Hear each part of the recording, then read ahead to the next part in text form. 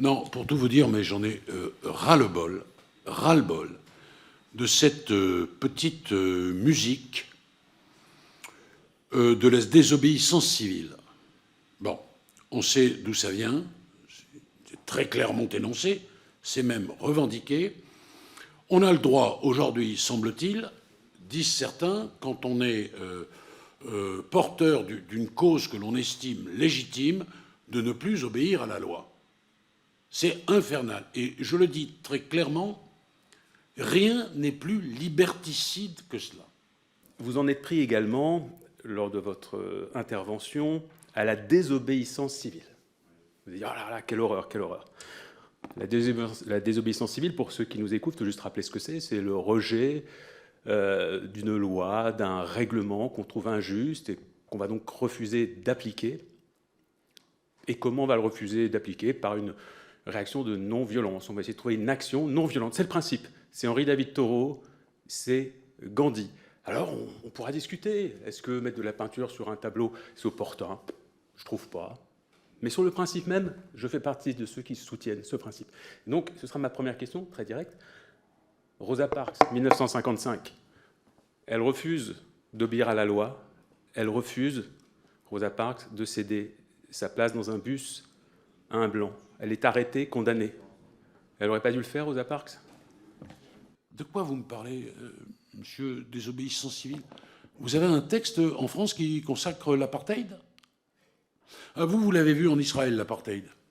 Mais quel scandale de dire là, quel scandale d'aller aux États-Unis dans la pire des périodes pour comparer avec des textes qui seraient des textes affirmant une privation de liberté, la négation des valeurs, de l'esprit qui est le nôtre, du souffle des Lumières. Vous allez nous raconter ça?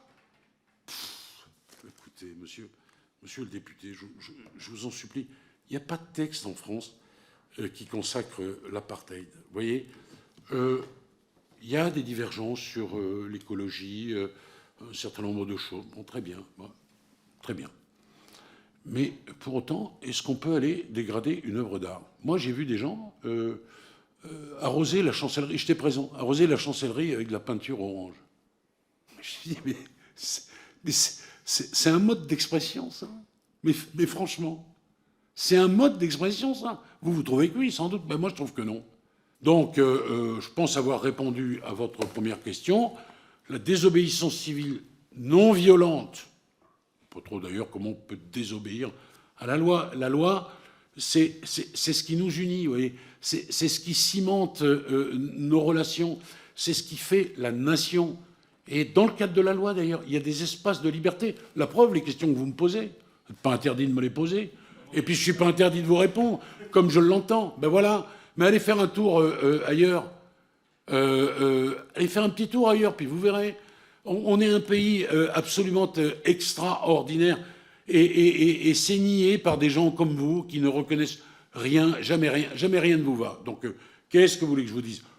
Désolé que vous n'ayez pas répondu à ma question, même si vous avez quand même reconnu la pertinence de la désobéissance civile, sauf que vous y avez ajouté un critère, il faut que vous choisissiez la loi qui peut être combattue selon vous. Et ça, c'est assez dommage.